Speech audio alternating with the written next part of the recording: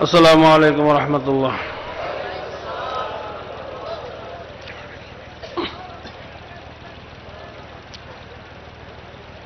الحمد لله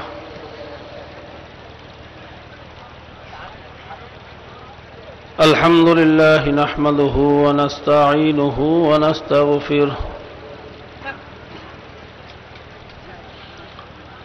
ونعوذ بالله من شرور أنفسنا ومن سيئات أعمالنا من يهده الله فلا مضل له ومن يضلله فلا هادي له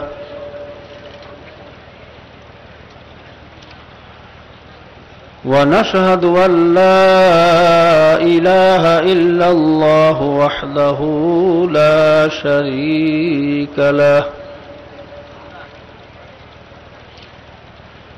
ونشهد أن محمدًا عبده ورسوله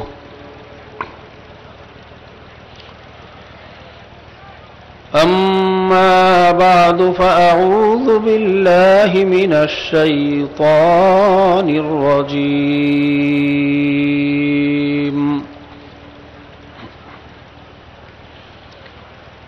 بسم الله الرحمن الرحيم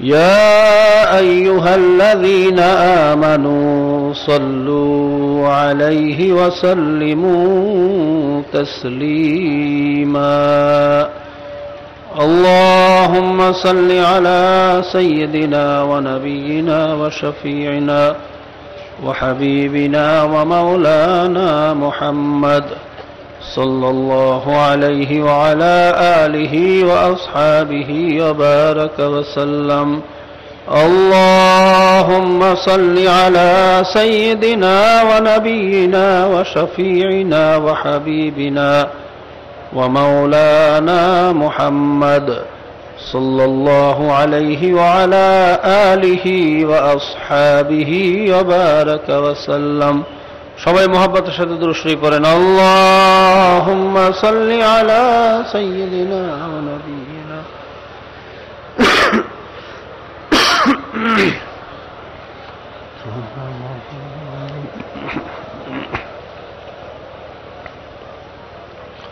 محمد حامد ہم بس خدا را محمد حامد ہم بس خدا را خدا مدى محمد مصطفى را زمحضوری برآمد جان عالم ترحم یا نبی اللہ ترحم نہ آخر رحمت للعالمین زمحروما چراغ غافل نشینی زکھک ایلالے سیراب بلخیز زکھک ایلالے سیراب بلخیز چنرغز خواب چندز خواب برخیز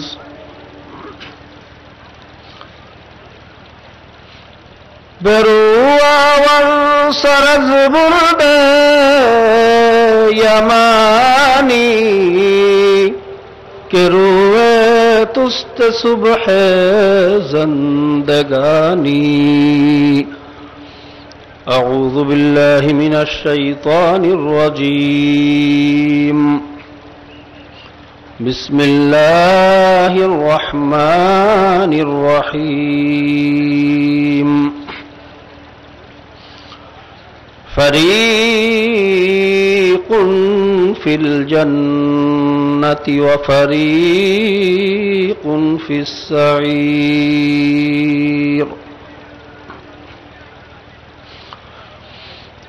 وقال الله عز وجل في آية الأخرى: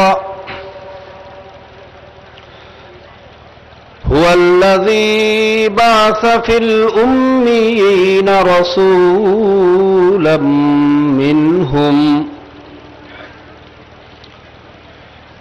يتلو عليهم آياته ويزكيهم ويعلمهم الكتاب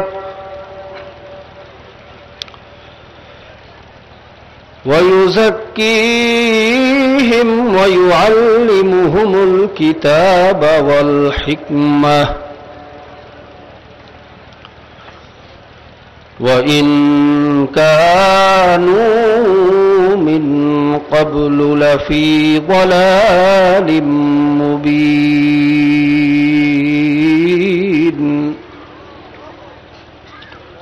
صدق الله المولانا العظيم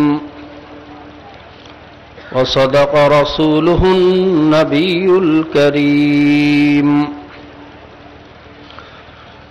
ونحن على ذلك من الشاهدين والشاكرين. ربنا تقبل منا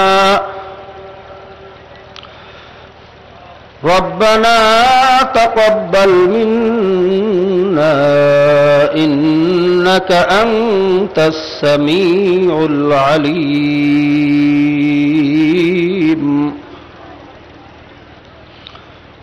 وتب علينا يا مولانا إنك أنت التواب الرحيم.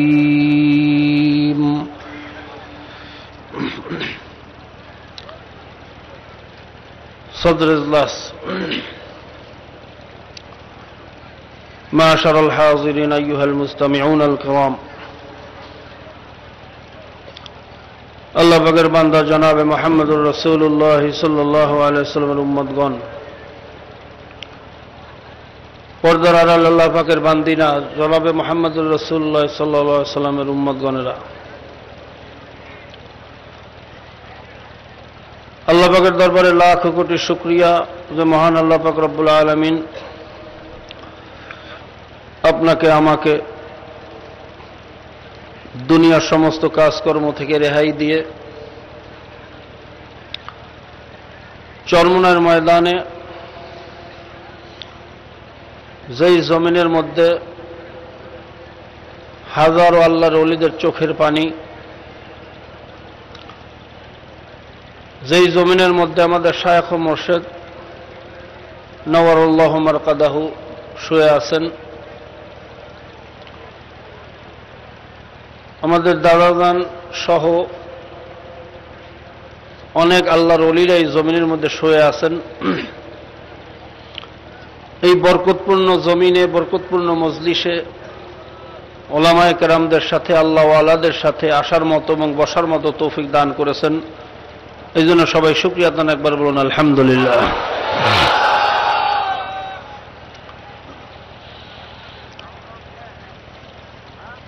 বয়ান আসলে হয়ে গেছে, অতিরিক্ত কোনো জিনিস ভালো না। যেই পরিমাণ বয়ান আজকে হয়েছে, যে সমস্ত হাস্তিরা বুজুর্গানের দিন আজকে এখানে আলোচনা করেছেন, এরপরে আসলে আলোচনা করাটা আমি শোভনীয় মনে করি না। দেওবন্দের হযরত যে আলোচনা করেছেন, মাগরিবের পরে নায়েবে আমিরুল মুজাহিদিন পীরে কামেল হযরত মুফতি সাহেব হুজুর দামাত বরকাতুহুম যে আলোচনা করেছেন, আরো যে ওলামায়ে কেরাম আলোচনা করেছেন, এরপরেও আর আলোচনার প্রয়োজন নাই, কথা ঠিক না? তারপরেও যেহেতু মুরব্বীদের নির্দেশ, দোয়ার উদ্দেশ্যে দুই একটা কথা। আসলে বয়ান আমরা সবাই জানি কিন্তু মানি না। সুদ খাওয়া হারাম, ঘুষ খাওয়া হারাম, পরের মাল ঠকাইয়ে খাওয়া হারাম, বেপরদা হওয়া হারাম, মিথ্যা বলা হারাম, পরের আইল ঠেললে খাওয়া হারাম, মাপে কম দেওয়া হারাম, খাদ্যে ভেজাল দেওয়া হারাম। এগুলো জানেন না এরকম একজন মানুষ এখানে আছেন? কথা বলেন, কি সবাই জানেন না? 7 বছরের বাচ্চারাও এগুলো সবাই জানে। নামাজ পড়া ফরজ, রোজা রাখা ফরজ, ধনীদের জন্য হজ যাকাত আদায় করা ফরজ, হালাল রিজক তালাশ করা ফরজ, পর্দা বসিদা মানিয়া চলা ফরজ। এগুলোও জানে না এরকম কোন লোক বাংলার জমিনে কোন বালেগ মানুষ তালাশ করে পাওয়া যাবে না, সবাই জানে। বয়ান আসলে আমরা সবাই জানি কিন্তু মূল সমস্যা হলো মানি না। সমস্যা কোথায়? আর আসল কামিয়াবি কিন্তু মানার মধ্যে, জানার মধ্যে কোনো কামিয়াবি নেই। যদি জানার মধ্যেই কামিয়াবি হইতো তাহলে তো ইবলিস ছিল সবচেয়ে বড় জাননেওয়ালা। কি কথা ঠিক না? এই দুনিয়ার মধ্যে যত কিতাব নাজিল হয়েছে, আসমানি যত কিতাব, যত সহিফা, যত মাসায়েব, এই সমস্ত কিতাবের ইলম কিন্তু ইবলিস জানতো। আমরা যারা বড় আলেম দাবি করি, হয়তো সিয়াসাতের দিক থেকে ইলম অর্জন করছি, বালাগাত ফাসাহাতের ইলম নাই। বালাগাত ফাসাহাতের দিক থেকে ইলম আছে, নাহু সরফের ইলম নাই। একদিক থেকে না একদিক থেকে দুর্বলতা আছে, কথা ঠিক না? তার মধ্যেও সিয়াসাতের ইলমও আমরা পরিপূর্ণ অর্জন করতে পারি নাই। আর ইবলিসকে আল্লাহ পাক রব্বুল আলামিন এই দুনিয়ার ভিতরে যত কিতাব নাজিল হয়েছে সমস্ত কিতাবের ইলম দান করছিলেন। এত বড় জাননেওয়ালা হওয়ার পরেও সে কামিয়াব হইতে পারে নাই, চিরতরে জাহান্নামী হয়ে গেছে। কারণ জানা ছিল ঠিকই কিন্তু মানার মধ্যে কমতি থাকার কারণে সে কিন্তু চিরতরে জাহান্নামী হয়ে গেছে।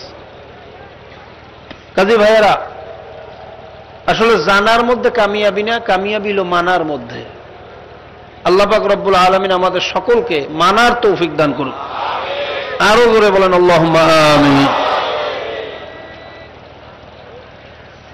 তো আমি যে আয়াত শরীফ তেলাওয়াত করছি,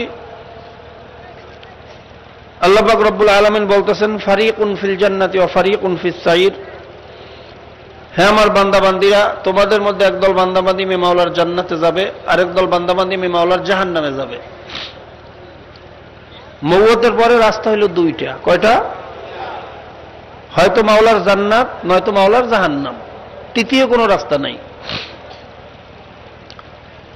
আমরা যারা এখানে উপস্থিত হয়েছি, যারা ওয়াহদানিয়াতের উপর ঈমান আনছি, আখিরাতকে বিশ্বাস করি, যারা কালেমা গো মুসলমান আমরা আছি, আমরা কোথায় যাইতে চাই? জান্নাতে না জাহান্নামে? জাহান্নামে কেউ যাইতে চাই? সবাই তো জান্নাতে যাইতে চাই, কথা ঠিক না? জান্নাতে কারা যাবে? এদেশের যত এমপি, মন্ত্রী, মুফতি, মুহাদ্দিস, পীর সাহেব, মুফতি সাহেব, মাওলানা সাহেব, এরা সব জান্নাতে যাবে। এ কথা আল্লাহ কোথাও বলছেন? আল্লাহ পাক কি বলছেন? ইন্নাল্লাযীনা আমানু ওয়া আমিলুস সালিহাতি কানাত লাহুম জান্নাতুল ফিরদাউসি নুজুলা। আমার দরবারে কে আলেম, কে পীর, কে মুফতি, কে মুহাদ্দিস, কে দেশের বাদশা, কে রাস্তার ফকির, এর কোনো পরিচয় নাই। আমার দরবারে পরিচয় হলো মাত্র দুইটা। যারা ঈমান আনার পরে আমলে সলে করে আমার কাছে আসতে পারবে, আমি মাওলা তাদেরকে জান্নাতুল ফিরদাউস দান করব। জোরে বলেন সুবহানাল্লাহ।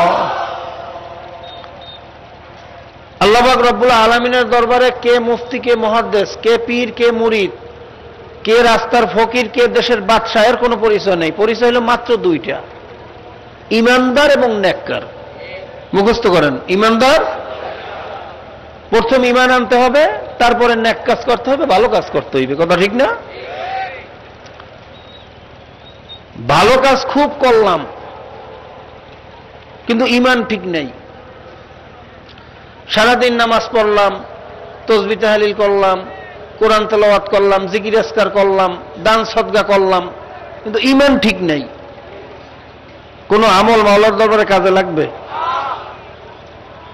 ঈমান ছাড়া যদি আমলের কোনো মূল্য হইতো, তাহলে আবু জেহেল, আবু লাহাব, উতবা, সায়বা এরাও অনেক ভালো কাজ করছে। মানুষের দান সদকা করছে, মানুষের বিপদ আপদে সহযোগিতা করছে, স্ত্রী পুত্র হক আদায় করছে, তাদেরকে তাদের খরচপাতি চালাইছে। এগুলো কি ভালো কাজ না খারাপ কাজ? কতক্ষণ এই ভালো কাজের বিনিময়ে আল্লাহর দরবারে তারা কিছু পাইবে? কারণটা কি? কথা ভালো করে বুঝছেন? কারণ কি? পরীক্ষার পেপারে খুব লেখলাম, একেবারে 50 পৃষ্ঠা লিখে ফেলাইছি, কিন্তু স্কুলে ভর্তি হই নেই। কি হই নেই? আচ্ছা, পেপারে যত লেখেন কি পরিমাণে মার্ক পাওয়া যাইবে? ঠিক তদ্রূপ ঈমান ব্যতীত যতই আমল করব, যতই ইবাদত করব, ওই ইবাদত আল্লাহর দরবারে কোনো গ্রহণ হবে না। তাহলে আমাদের প্রথম কাজ হইল ঈমান ঠিক করা। কি ঠিক করা? ঈমান এমন একটা পাত্র, যেমন আপনি মাছ ধরতে গেছেন, জাল ভরিয়ে ভরিয়ে মাছ পাইলেন, কিন্তু যেই ঝুড়ির ভিতরে রাখছেন ঝুড়ির তলা ফুটা। কি ফুটা? সারা রাত্র যত মাছ ধরছেন, সকালবেলা তালাশ করতে গেলে কি পরিমাণে মাছ পাওয়া যাইবে? একটাও না। আর মাছ ধরতে গেছেন, মোটে পাওয়া যায় না, 10 খাওয়া পরে একটা মাছ পাওয়া যায়। সারা রাত্র জাল মারিয়ে মাত্র কয়েকটা মাছ পাইলেন। আল্লাহর ফজলে যেই ঝুড়ির ভিতরে রাখছেন ঝুড়ির তলা ঠিক আছে। কি ঠিক আছে? সকালবেলা তালাশ করতে গেলে মাছ পাওয়া যাবে না? যাবে না? ঠিক তদ্রূপ যাদের ঈমানের তলা ঠিক আছে, সামান্য আমল করছেন, আল্লাহর ফজলে জমা হয়ে গেছে।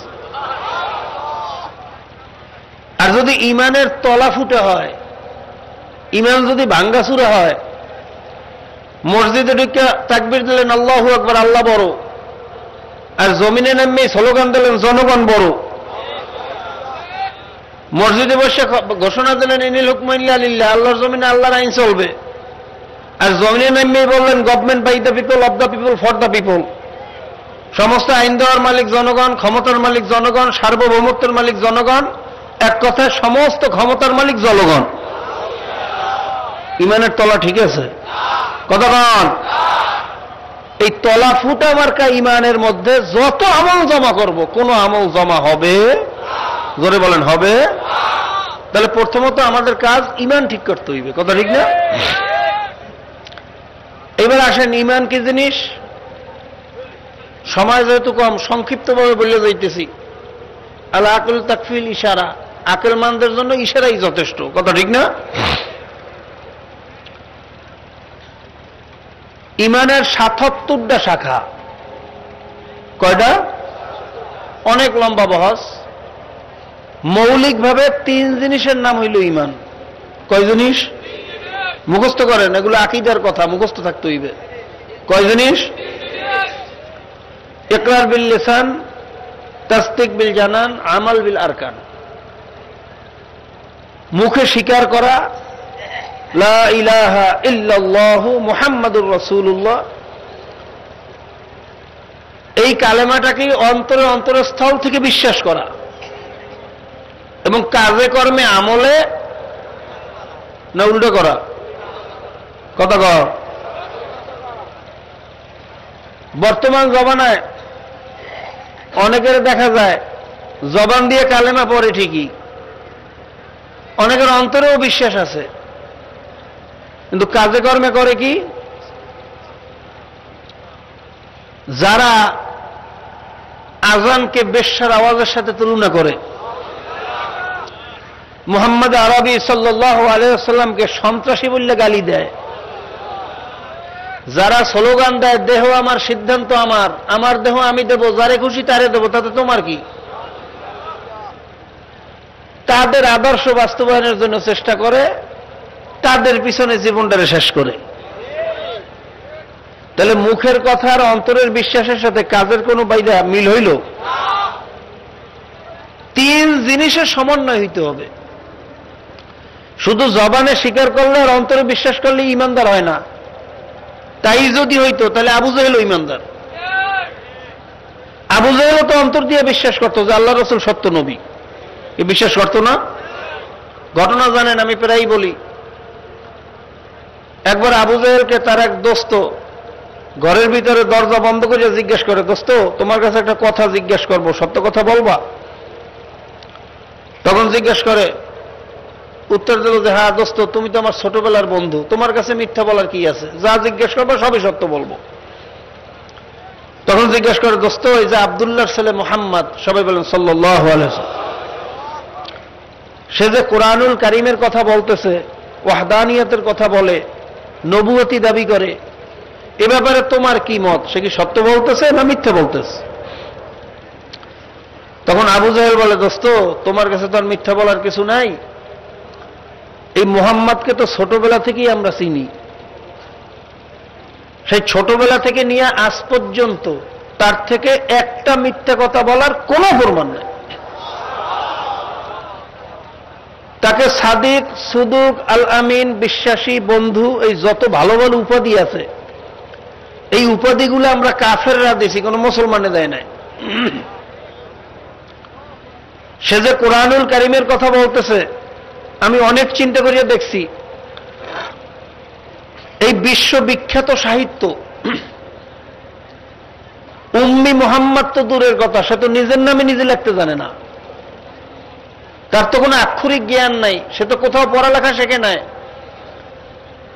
এরকম সাহিত্য, এরকম কিতাব, মুহাম্মদ তো দূরের কথা, সারা দুনিয়ার মানুষ একত্রিত হইয়াও এরকম কিতাব মানুষের দ্বারা লেখা সম্ভব না। এটা নিশ্চয়ই আসমানি কিতাব, তাতে কোনো সন্দেহ না। আর সে যে নবুয়তি দাবি করে, সে যে সত্য নবী, এটা তো তার মুজিজা দিয়েই প্রমাণ হয়ে গেছে। সে যে মুজিজাগুলো দেখাইছে, এটা কোনো মানুষের দ্বারা সম্ভব না। এই কথা বলার পরে তার দোস্তে জিজ্ঞেস করে, দোস্ত তুমি যেই কথাগুলো আমার কাছে গোপনে স্বীকার করলা, এই কথাগুলো প্রকাশ্যে মানুষের সামনে, হাটে ঘাটে বাজারে কেন স্বীকার করো না? তখন এই কপাল পরা উত্তর দেয়, দোস্ত এই কথা যদি আমি সবার কাছে বলি আর স্বীকার করি, তাহলে মক্কার কাফেররা আমাকে যে কাফেরদের সভাপতি বানাইছে, সব যে আমার দলে বলে চলে, তাহলে আমার এই দল বল কিছু থাকবে, সব দিয়ে মুহাম্মাদের দলে যাইবে। জোরে কর নাউযুবিল্লাহ। এবার বিচার করেন তো, আবু জাহেলের ভিতরে বিশ্বাস ছিল না ছিল না? জোরে কন। জবান থেকেও স্বীকার করছে না করে নাই? কিন্তু আজীবন আল্লাহর হাবিবের পক্ষে করছে না বিরুদ্ধে করছে? কিসের মহব্বতে করলো? কতক্ষণ? দলের মহব্বত, ক্ষমতার মহব্বত, নেতৃত্বের মহব্বত। কি কথা ঠিক না? ঠিক তদ্রূপ বর্তমান জমানায়ও এরকম আবু জাহেল মার্কা একদল মুসলমান আছে না নাই? জবানে স্বীকার করে, অন্তরেও বিশ্বাস আছে, কিন্তু কাজে কর্মে করে কি? যারা সরাসরি ইসলামের দুশ্মনী করতেছে, যারা সেকুলারিজম, ধর্মনিরপেক্ষতাবাদ এই দেশে বাস্তবায়ন করতে চায়, যারা জেনাকে বৈধতা দেশে, বারে যাইয়া মদ খাওয়াকে বৈধতা দেশে, জায়েজ বানাইয়ে দেশে, আপোষে মিল্লামিশা জেনা করলে কোনো দোষ নাই, তার কোনো বিচার নাই, কিন্তু 18 বছর হওয়ার আগে কোনো মেয়েরে বিবাহ দিলে যে বিবাহ দেবে তারও জেল, যে বিবাহ করবে তারও বাইরে জেল। এটা কি মুসলমানের আইন না আবু জাহেলের আইন? জোরে কর। এটা কি মুহাম্মদ আরবির আইন না ইবলিসের আইন? এই আইন যারা বাস্তবায়ন করতে চায়, যারা প্রতিষ্ঠিত করতে চায়, কাজে কর্মে আল্লাহর হাবিবের পক্ষ হইল না দুশ্মনী হইল? কিসের মহব্বতে করলো এগুলো? কতক্ষণ? কেউ চিন্তা করে দল ক্ষমতায় গেলে তো আমি মন্ত্রিত্ব পামু, কেউ চিন্তা করে এমপিগিরি পামু, কেউ চিন্তা করে দলের সভাপতি, আমার কত দাম, আমার কথা কত লোকজন চলে ফেরে উঠে বসে। কেউ চিন্তা করে দল ক্ষমতায় আসলে চাল চুরি করবো, টিন চুরি করবো, গম চুরি করবো, রাস্তা চুরি করবো, টেন্ডারবাজি করবো, সাদাবাজি করবো। কি কথা ঠিক না? তা আবু জাহেল অন্তরে বিশ্বাস ছিল, জবান থেকে স্বীকার পাইছে, আজীবন আল্লাহর হাবিবের দুশমনী করছে এই ক্ষমতার মহাব্বতে, দলের মহাব্বতে, দুনিয়ার মহাব্বতে। আপনিও জবান দিয়ে স্বীকার করেন, অন্তর দিয়ে বিশ্বাস করেন, কিন্তু আজীবন আল্লাহর হাবিবের তরিকার দুশমনী করতেছেন এই দলের মহাব্বতে, ক্ষমতার মহাব্বতে আর দুনিয়ার মহাব্বতে। তা আপনার ভিতরে আবু জাহেলের ভিতরে পার্থক্য কোথায়? আমার বুঝেই দেওয়া লাগবে। এমন পার্থক্য আছে? তা আবু জাহেলের জায়গা যদি জাহান্নামে, আমার ওই সমস্ত ভাইদের জায়গা হইবে কোথায়? জোরে কর। কাজী ভাইয়েরা, তিন জিনিসের সমন্বয় হইল ইমান। মুখে স্বীকার করতে হবে, অন্তরে বিশ্বাস থাকতে হবে, কাজে কর্মে আমলে প্রমাণ করিয়া দেখাইতে হবে যে আমি আল্লাহ এবং আল্লাহর রসুলের পক্ষের লোক, আবু জাহেল আর নমরুদের পক্ষের লোক না। যেমন ইব্রাহিম নবীনা আলাইহিস সালাতু ওয়াস সালামকে যখন আগুনে ফেলানো হয়েছিল, একটা ব্যাঙ বারবার পানির ভিতরে পড়ে, পানি খায় আর পেশাব করে, পানি খায় আর পেশাব করে। তখন এই ব্যাঙকে জিজ্ঞেস করা হয়েছিল, হে ব্যাঙ, তোমার এতটুকু পানিতে তো আগুনের কোনো ক্ষতি হবে না, তুমি কেন এত কষ্ট করিয়ে বারবার পানি খাওয়ার পেশাব করো? তখন এই ব্যাঙ উত্তর দিয়েছিল, আমি ভালো করিয়া জানি আমার এই পানি আগুনের কাছেও যাইবে না, কিন্তু আমি চাই ইব্রাহিম খলিল এবং তার আল্লাহ দেখুক আমি তাদের পক্ষে কাজ করতেছি। এই জন্য ব্যাঙ সম্পর্কে আসছে, লা তাকতুলুদ দেবদা, তোমরা ব্যাঙ মারিও না। ব্যাঙ সম্মানিত হয়ে গেছে চেষ্টা করার কারণে। কি কথা ঠিক না? অন্যদিকে লৌয়াচোরা, রক্তচোষা বারবার আগুনের দিকে ফুক মারে। তখন জিজ্ঞেস করা হয়েছে, হে রক্তচোষা, তোমার এই বাতাস তো আগুনের কাছেও যাবে না, কেন এত কষ্ট করে বারবার ফুক মারো? তখন এই রক্তচোষা উত্তর দিয়েছিল, আমি ভালো করিয়া জানি আমার এই বাতাসে আগুনের কোনো উপকার হইবে না, কিন্তু আমি চাই নমরুদ এবং তার দলবল দেখুক আমি তাদের পক্ষে কাজ করতেছি। এই কারণে লৌয়াচোরা বা রক্তচোষা এক পাচারে মারতে পারলে 10 থেকে 100 নাকি পাওয়া যায়। ঠিক তদ্রুপ আপনার আমার দ্বারা কি হবে না না হবে এটা দেখার বিষয় না। আমি একেবারে ইসলামের আদর্শ বাস্তবায়ন করিয়েই ফেলাবো, একেবারে ইসলামী রাষ্ট্র কায়েম করিয়ে ফেলাবো, এটা আপনার আমার দায়িত্ব না। আপনার আমার দায়িত্ব হইল ব্যাঙের মতো আল্লাহ এবং আল্লাহর রসুলের পক্ষে থাকা। কি কথা ঠিক না? যদি এইভাবে আল্লাহর ফজলে আল্লাহ রসুলের পক্ষে থাকিয়া দুনিয়ার থেকে বিদায় হইতে পারি, হয়তোবা আপনি আমিও ব্যাঙের মতো সম্মানিত হইয়া যাব। আর খোদা না খাস্তা যদি লৌয়াচোরার দলের, আবু জাহেলের দলে থেকে দুনিয়া থেকে বিদায় হইয়া যায়, ফারিকুন ফিল জান্নাতি ওয়া ফারিকুন ফিস সাঈর, একদল বান্দাবান্দি মাওলার জান্নাতে চলিয়া যাইবে, আর একদল বান্দাবান্দি মাওলার জাহান্নামে চলিয়া যাইবে। জোরে কর নাউযুবিল্লাহ। খোদা না খাস্তা যদি ঈমান আমলের কোন দুর্বলতা নিয়ে কবরের মধ্যে যাই, ওই কবরে কিন্তু দেখবে না কার ছেলে কার মেয়ে, সে কোন দলের লোক, সে এমপি না মুফতি না মুহাদ্দিস মন্ত্রী না কি দেশের বাদশা না ফকির। কবরে শুধু দেখবে আমলে সলে ঈমান নিয়ে আসছে কিনা। কথা ঠিক না ঠিক? যদি আল্লাহর ফজলে নেক ঈমান নিয়ে মাওলার কবরের ভিতরে যাইতে পারি, আল্লাহ পাক রব্বুল আলামিন সাথে সাথে কবরটাকে প্রশস্ত করিয়া দেবে। আল্লাহ পাক বলবেন, এ ফেরেশতারা, আমার এক মেহমান আসতেছে, এত ছোট জায়গার ভিতরে বড় কষ্ট হইবে, কবরটারে বড় করিয়া প্রশস্ত করিয়া দাও। জোরে কল সুবহানাল্লাহ। মাটির বিছানায় কেমনে ঘুমাইবে, আমার মেহমানের ওই বিছানাটা জান্নাতের ফরাশ দিয়ে বিছাইয়া দাও। জান্নাতের সাথে কবরের সাথে একটা লাইন করিয়া দাও, যেন ওই কবরের ভিতরে বসিয়া জান্নাতি নাজ নেয়ামত ভোগ করতে পারে। নেককার বান্দাবান্দি কবরের ভিতরে জান্নাতি নাজ নেয়ামত ভোগ করতে থাকবে, কিন্তু যতই নাজ নেয়ামত ভোগ করুক একা একা ভালো লাগে না। মানুষ একা থাকতে পারে না। যখন সে একাকিত্ব ভোগ করতে থাকবে, আল্লাহ পাক রব্বুল আলামিন সঙ্গী হিসাবে কবরের ভিতরে হুর পাঠাইয়া দেবেন।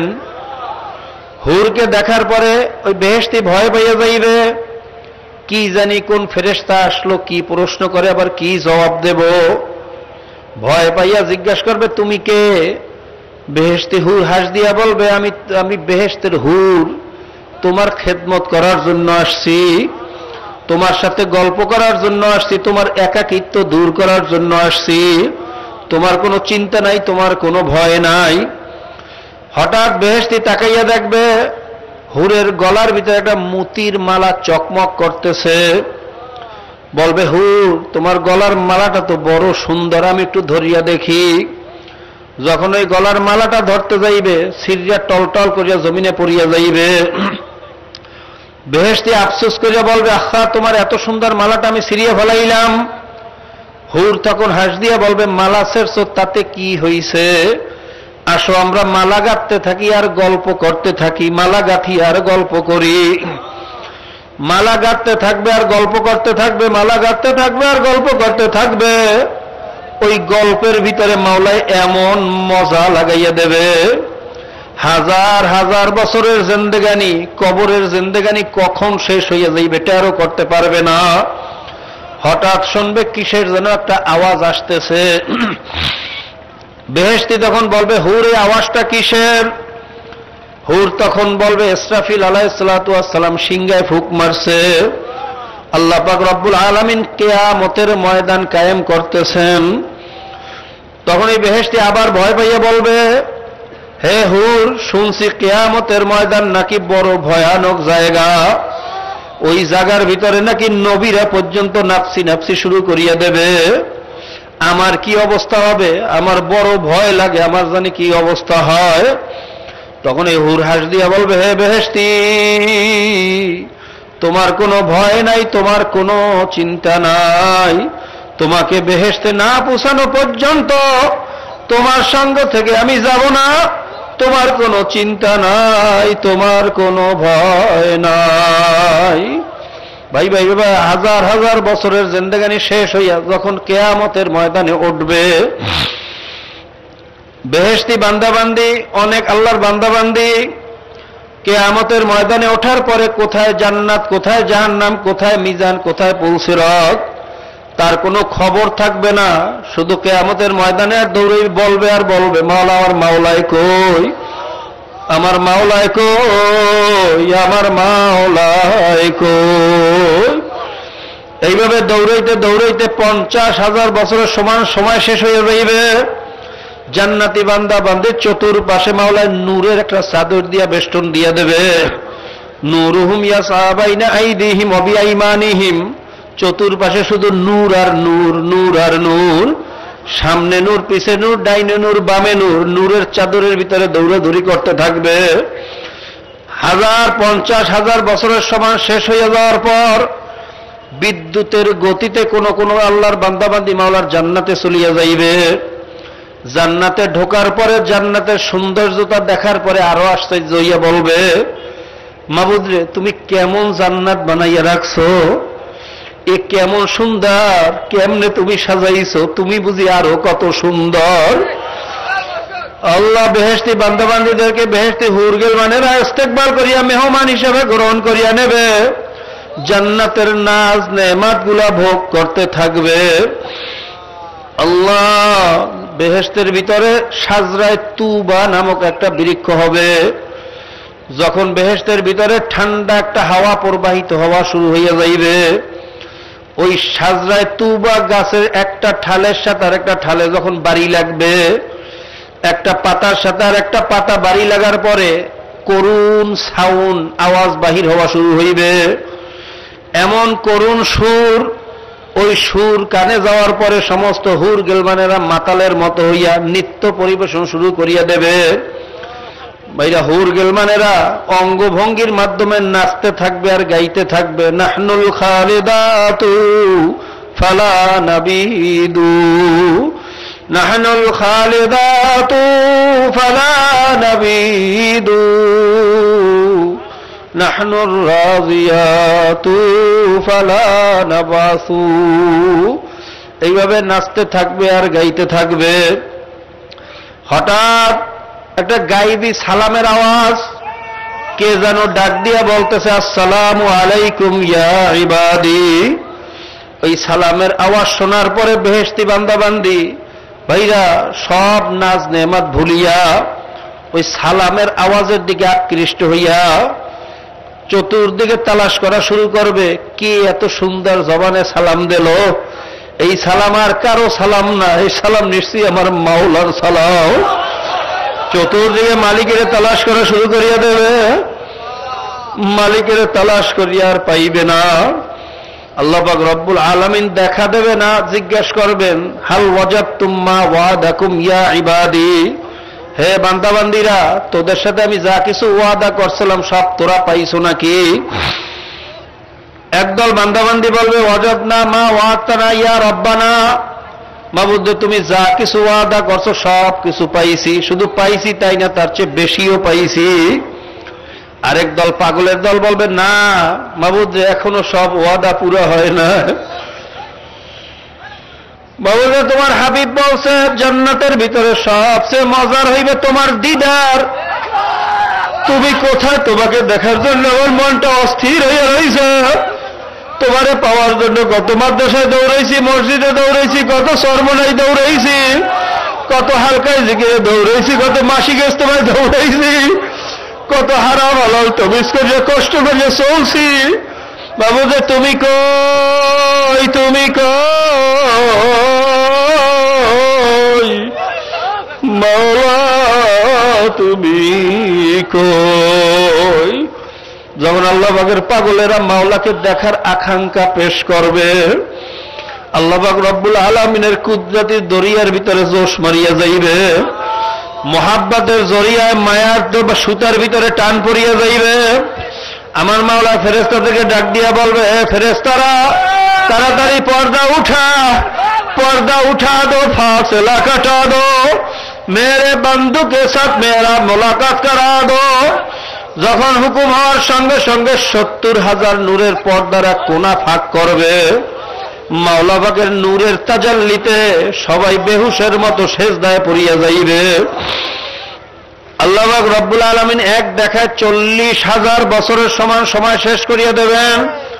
সেজদার থেকে ওঠার পরে বান্দা বান্দি জিজ্ঞাসা করবে, মাবুদ রে তোমার হাবিব তো বলছে বেহেশতের ভিতরে তোমাকে দেখবো, সাতারাউনা রব্বাকুম কামা তারাউনাল কমারা ফি লাইলাতুল বদর, যেরকম পূর্ণিমার চন্দ্র দেখার জন্য ভিড়াভিড়ি লাগে না, ঠেলাঠেলি লাগে না, তোমাকে তো ওইরকম আরামের সাথে দেখার কথা ছিল, কিন্তু কি দেখলাম, দেখতে না দেখতে তুমি গায়েব হইয়া গেলা।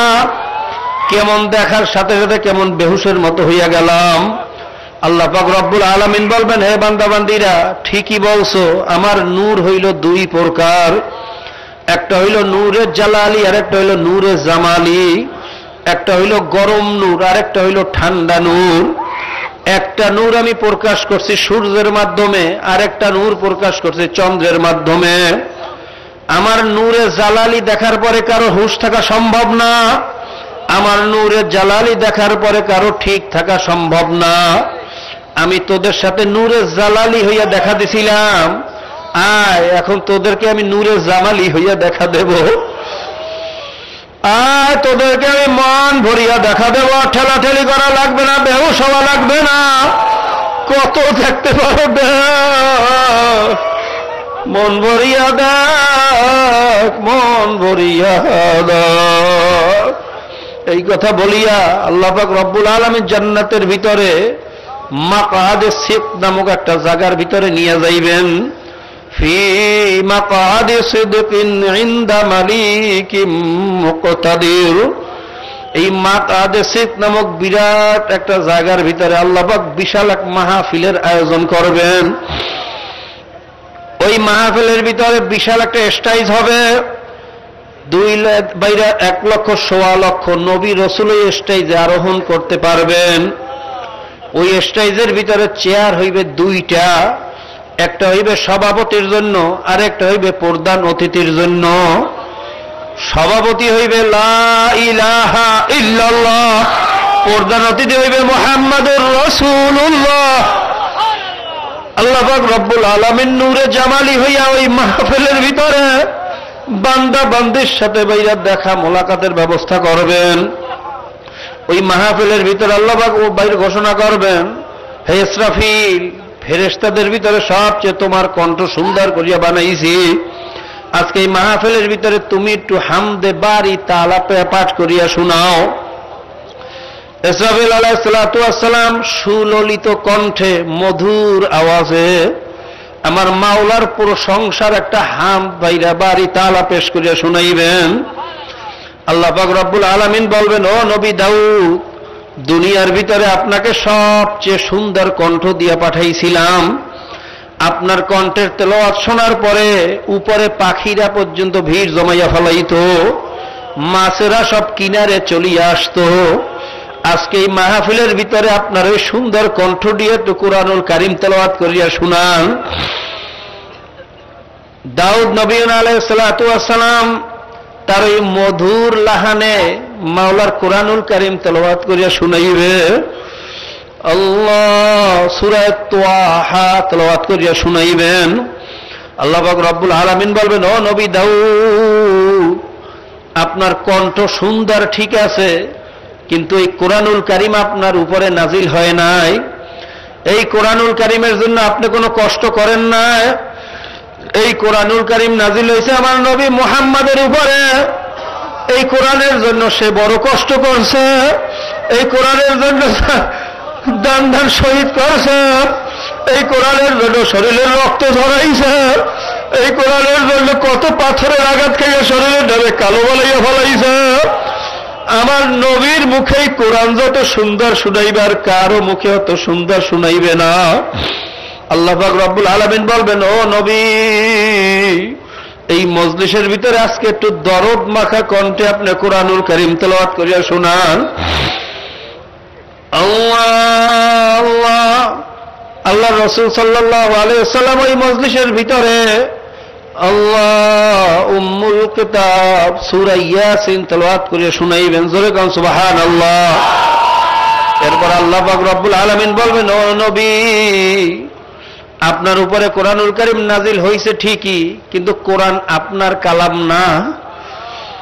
এই কোরআন আমি মাওলার কালাম, এটা আর কারো কালাম না, আমি মাওলার কালাম। এই কোরআনুল কারীম আমার কণ্ঠে যত সুন্দর শুনাইবে, যত সুন্দর মানাইবে, আর কারো মুখে এত সুন্দর মানাইতে পারে না। আল্লাহ পাক রব্বুল আলামিন ওই মজলিসের ভিতরে নিজের কণ্ঠে জিনাতুল কিতাবে সূরা আর রহমান তেলাওয়াত করে শুনাইবেন। আমরা দুনিয়ার ভিতরে আর রহমান তেলাওয়াত করি, আর রহমান আল্লামাল কোরআন, আর জান্নাতের ভিতরে আবার মাওলা শুরু করবে আনার রহমান, আমি সেই রহমান, আমি সেই রহিম, আমি সেই বলি, আমি সেই রহমান, দেখ আমারে দেখ, যত খুশি দেখ।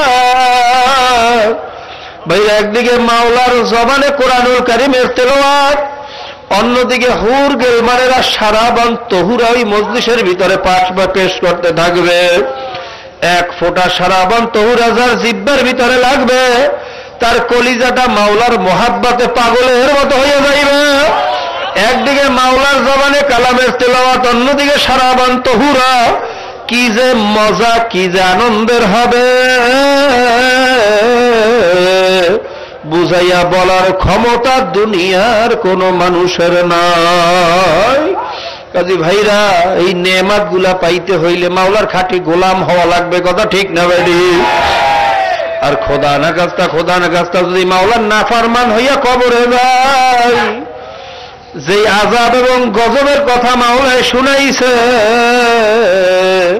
ওর এক সেকেন্ডের আযাব সহ্য করার ক্ষমতা কিন্তু কোন মানুষের নাই। মাবুদ, তুমি আমাদেরকে জাহান্নাম থেকে, আযাব থেকে মাফ করিয়া দাও। মাবুদ, তোমার জান্নাতের সমস্ত নেয়ামতগুলো আমাদের জন্য কবুল করিয়া দাও। মাবুদ, এই মজলিস থেকে একজনকে মাহরুম ফিরাইয়া দিও না, একজনকে তুমি বিমুখ করিও না। বাড়িঘর ফালাইয়া বড় কষ্ট করে তোমার বান্দারা এখানে আসে, কিসের নেশায় কিসের আশা আছে? এখানে তো দুনিয়ার কোনো স্বার্থ নাই, দুনিয়ার কোনো উদ্দেশ্য নাই, একমাত্র তোমার মোহাব্বত, একমাত্র তোমার মোহাব্বত, একমাত্র তোমার মোহাব্বত, আর কোনো কারণ নাই, আর কোনো কারণ নাই, আর কোনো কারণ নাই।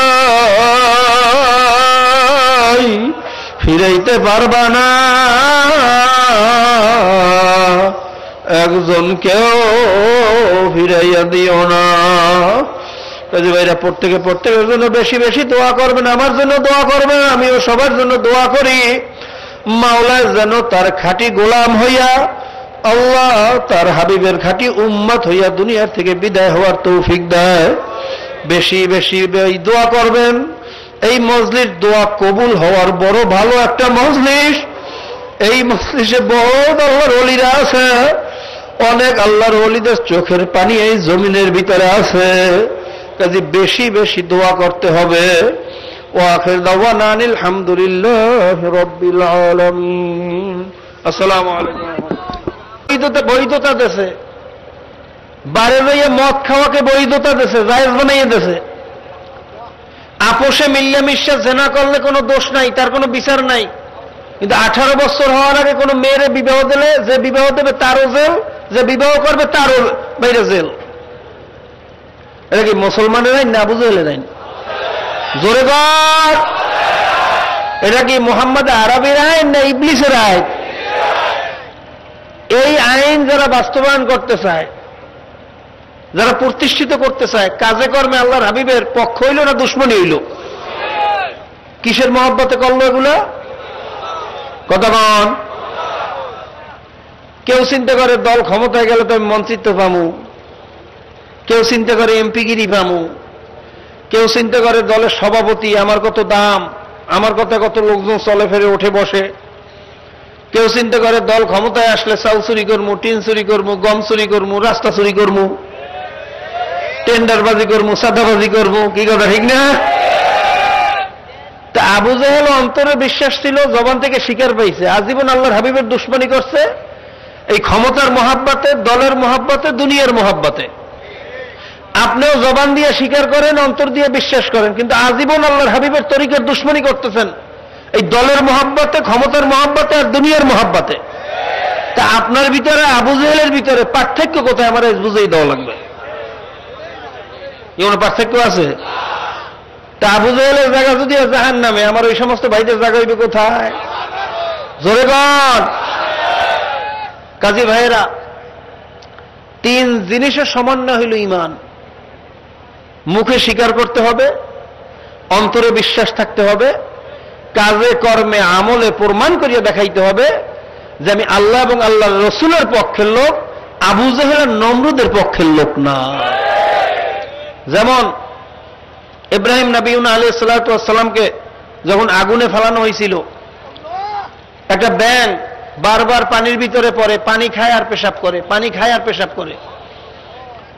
তখন এই ব্যাঙকে জিজ্ঞেস করা হয়েছিল, হে ব্যাঙ, তোমার এতটুকু পানিতে তো আগুনের কোনো ক্ষতি হবে না, তুমি কেন এত কষ্ট করিয়ে বারবার পানি খাওয়ার পেশাব করো? তখন এই ব্যাঙ উত্তর দিয়েছিল, আমি ভালো করিয়া জানি আমার এই পানি আগুনের কাছেও যাইবে না, কিন্তু আমি চাই ইব্রাহিম খলিল এবং তার আল্লাহ দেখুক আমি তাদের পক্ষে কাজ করতেছি। এই জন্য ব্যাঙ সম্পর্কে আসছে, লা তাকতুলুদ দেবদা, তোমরা ব্যাঙ মারিও না। ব্যাঙ সম্মানিত হয়ে গেছে চেষ্টা করার কারণে। কি কথা ঠিক না? অন্যদিকে লৌয়াসোরা, রক্তচোষা বারবার আগুনের দিকে ফুক মারে। তখন জিজ্ঞাসা করা হয়েছে, হে রক্তচোষা, তোমার এই বাতাস তো আগুনের কাছেও যাবে না, কেন এত কষ্ট করে বারবার ফুক মারো? তখন এই রক্তচোষা উত্তর দিয়েছিল, আমি ভালো করিয়া জানি আমার এই বাতাসে আগুনের কোনো উপকার হইবে না, কিন্তু আমি চাই নমরুদ এবং তার দলবল দেখুক আমি তাদের পক্ষে কাজ করতেছি। এই কারণে লৌয়াসোরা বা রক্তচোষা এক পাচারে মারতে পারলে 10 থেকে 100 নাকি পাওয়া যায়। ঠিক তদ্রুপ আপনার আমার দ্বারা কি হবে না না হবে এটা দেখার বিষয় না। আমি একেবারে ইসলামের আদর্শ বাস্তবায়ন করিয়েই ফেলাবো, একেবারে ইসলামী রাষ্ট্র কায়েম করিয়ে ফেলাবো, এটা আপনার আমার দায়িত্ব না। আপনার আমার দায়িত্ব হইল ব্যাঙের মতো আল্লাহ এবং আল্লাহ রসুলের পক্ষে থাকা। কি কথা ঠিক না? যদি এইভাবে আল্লাহর ফজলে আল্লাহ রসুলের পক্ষে থাকিয়া দুনিয়া থেকে বিদায় হইতে পারি, হয়তো বা আপনি আমিও ব্যাঙের মতো সম্মানিত হইয়া যাব।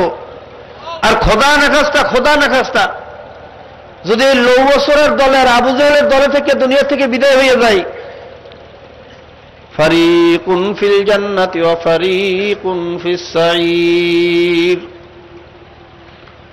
একদল বান্দাবান্দি মাওলার জান্নাতে চলিয়া যাইবে, আর একদল বান্দাবান্দি মাওলার জাহান্নামে চলিয়া যাইবে। জোরে কর নাউযুবিল্লাহ। খোদা নাখাস্তা যদি ঈমান আমলের কোন দুর্বলতা নিয়ে কবরের মধ্যে যাই, ওই কবরে কিন্তু দেখবে না কার ছেলে কার মেয়ে, সে কোন দলের লোক, সে এমপি না মুফতি না মুহাদ্দিস মন্ত্রী না কি দেশের বাদশা না ফকির। কবরে শুধু দেখবে আমলে সলে ঈমান নিয়ে আসছে কিনা। কথা ঠিক না বেঠিক? যদি আল্লাহর ফজলে নেক ঈমান নিয়ে মাওলার কবরের ভিতরে যাইতে পারি, আল্লাহ পাক রব্বুল আলামিন সাথে সাথে কবরটাকে প্রশস্ত করিয়া দেবে। আল্লাহ পাক বলবেন, এ ফেরেশতারা, আমার এক মেহমান আসতেছে, এত ছোট জায়গার ভিতরে বড় কষ্ট হইবে, কবরটারে বড় করিয়া প্রশস্ত করিয়া দাও। জোরে কর সুবহানাল্লাহ। মাটির বিছানায় কেমনে ঘুমাইবে, আমার মেহমানের ওই বিছানাটা জান্নাতের ফরাশ দিয়ে বিছাইয়া দাও। জান্নাতের সাথে কবরের সাথে একটা লাইন করিয়া দাও, যেন ওই কবরের ভিতরে বসিয়া জান্নাতি নাজ নেয়ামত ভোগ করতে পারে। নেককার বান্দাবান্দি কবরের ভিতরে জান্নাতি নাজ নেয়ামত ভোগ করতে থাকবে, কিন্তু যতই নাজ নেয়ামত ভোগ করুক একা একা ভালো লাগে না। মানুষ একা থাকতে পারে না। যখন সে একাকিত্ব ভোগ করতে থাকবে, আল্লাহ পাক রব্বুল আলামিন সঙ্গী হিসাবে কবরের ভিতরে হুর পাঠাইয়া দেবেন। হুরকে দেখার পরে ওই বেহেশতি ভয় পাইয়া যাইবে, কি জানি কোন ফেরেশতা আসলো, কি প্রশ্ন করে, আবার কি জবাব দেব। ভয় পাইয়া জিজ্ঞাসা করবে, তুমি কে? বেহেশতি হুর হাস দিয়া বলবে, আমি বেহেশতের হুর, তোমার খেদমত করার জন্য আসছি, তোমার সাথে গল্প করার জন্য আসছি, তোমার একাকিত্ব দূর করার জন্য আসছি, তোমার কোনো চিন্তা নাই, তোমার কোনো ভয় নাই। হঠাৎ বেহেশতি তাকাইয়া দেখবে হুরের গলার ভিতরে একটা মুতির মালা চকমক করতেছে। বলবে, হুর, তোমার গলার মালাটা তো বড় সুন্দর, আমি একটু ধরিয়া দেখি। যখন ওই গলার মালাটা ধরতে যাইবে, সিরিয়া টলটল করিয়া জমিনে পড়িয়া যাইবে। বেহেশতি আফসোস করিয়া বলবে, আহা, তোমার এত সুন্দর মালাটা আমি সিরিয়া ফেলাইলাম। হুর তখন হাস দিয়া বলবে, মালা ছেড়ছো তাতে কি হইছে? আসো আমরা মালা গাঁথতে থাকি আর গল্প করতে থাকি, মালা গাঁথি আর গল্প করি। মালা গাঁথতে থাকবে আর গল্প করতে থাকবে, মালা গাঁথতে থাকবে আর গল্প করতে থাকবে। ওই গল্পের ভিতরে মাওলাই এমন মজা লাগাইয়া দেবে, হাজার হাজার বছরের জিন্দেগানি, কবরের জিন্দেগানি কখন শেষ হইয়া যাইবে টেরও করতে পারবে না। হঠাৎ শুনবে কিসের যেন একটা আওয়াজ আসতেছে। বেহেশতি তখন বলবে, হুর, এই আওয়াজটা কিসের? হুর তখন বলবে, ইসরাফিল আলাইহিস সালাতু ওয়াস সালাম সিংহায় ফুক মারছে, আল্লাহ পাক রব্বুল আলামিন কিয়ামতের ময়দান কায়েম করতেছেন।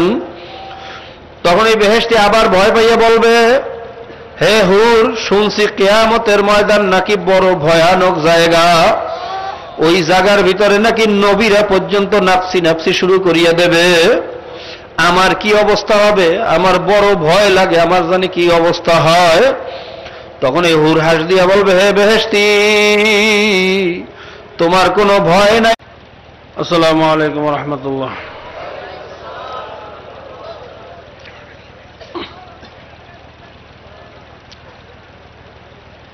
আলহামদুলিল্লাহ,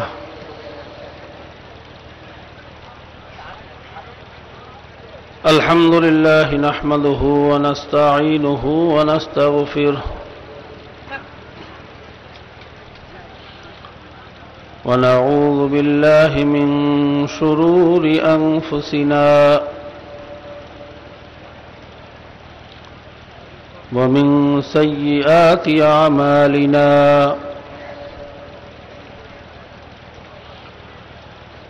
من يهده الله فلا مضل له ومن يضلله فلا هادي له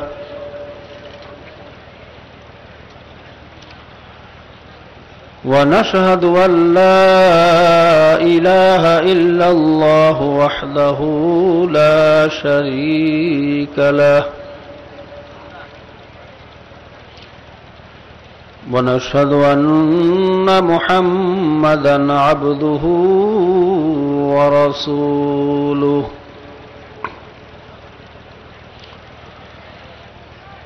أما بعد فأعوذ بالله من الشيطان الرجيم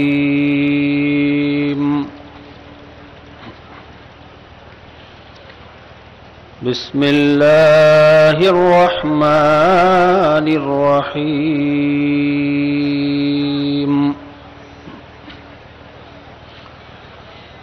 يا أيها الذين آمنوا صلوا عليه وسلموا تسليما اللهم صل على سيدنا ونبينا وشفيعنا وحبيبنا ومولانا محمد صلى الله عليه وعلى آله وأصحابه وبارك وسلم اللهم صل على سيدنا ونبينا وشفيعنا وحبيبنا ومولانا محمد صلى الله عليه وعلى آله وأصحابه وبارك وسلم সবাই মহব্বতের সাথে দুরূদ শরীফ পড়েন আল্লাহুম্মা সাল্লি আলা সাইয়্যিদিনা ওয়া নাবিয়িনা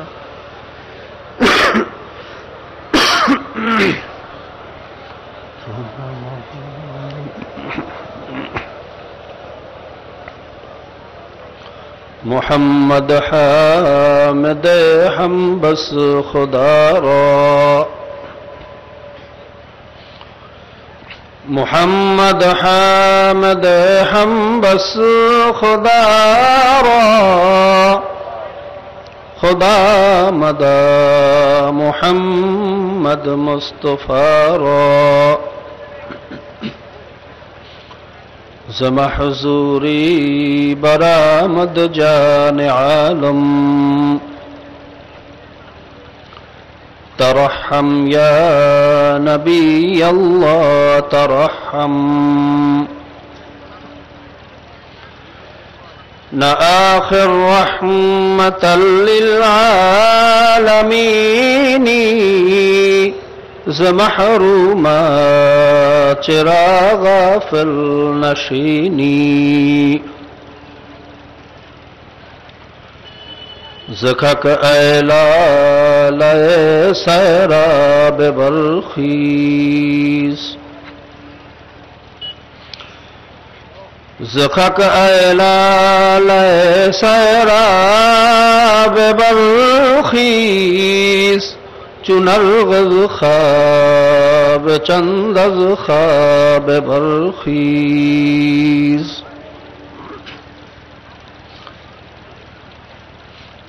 بروا والسرز برد یمانی کہ روئے تست صبح زندگانی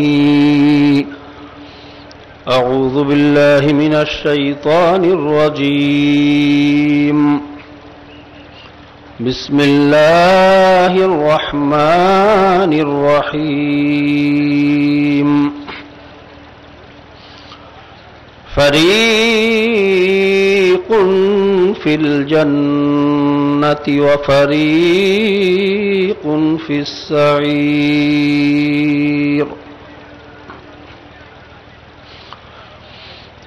وقال الله عز وجل في آية الأخرى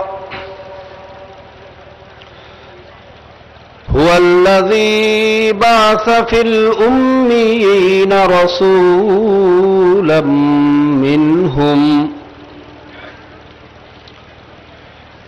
يتلو عليهم آياته ويزكيهم ويعلمهم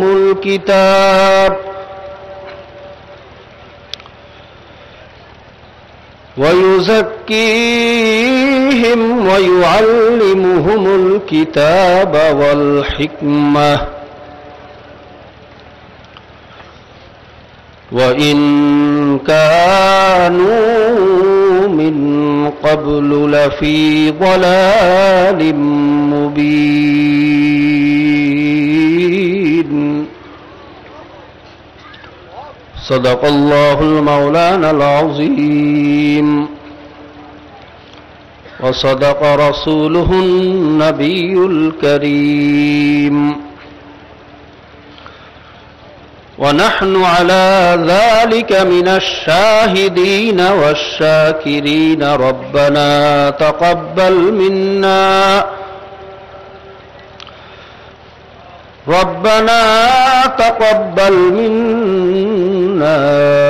إنك أنت السميع العليم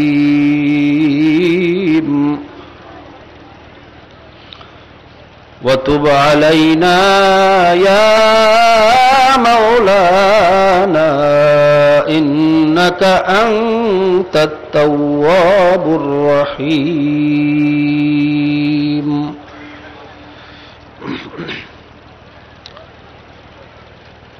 صدر اجلاس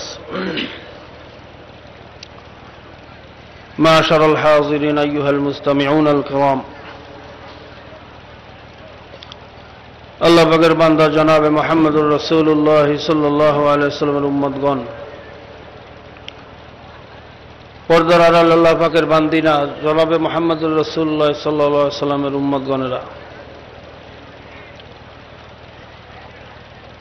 আল্লাহ পাকের দরবারে লাখ কোটি শুকরিয়া যে মহান আল্লাহ পাক রব্বুল আলামিন আপনাকে আমাকে দুনিয়ার সমস্ত কাজকর্ম থেকে রেহাই দিয়ে